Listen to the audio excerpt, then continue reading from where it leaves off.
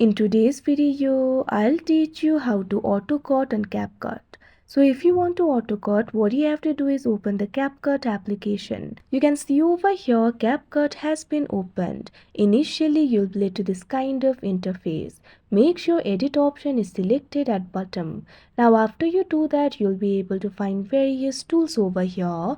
At first, you'll be able to find this tool for AutoCut. So what you have to do is tap on it. Now once you do that, what you have to do is simply select the photos and videos that you would like to add.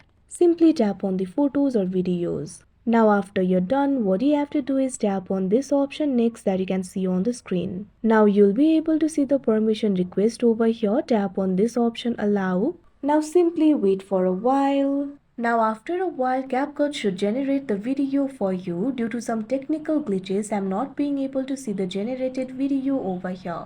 But the video will be generated according to the medias that you've uploaded. CapCut will recommend the template and apply it to it. So like this, you'll be able to use the AutoCut. So that is how you AutoCut and CapCut. I hope you found this video helpful. Thank you for watching.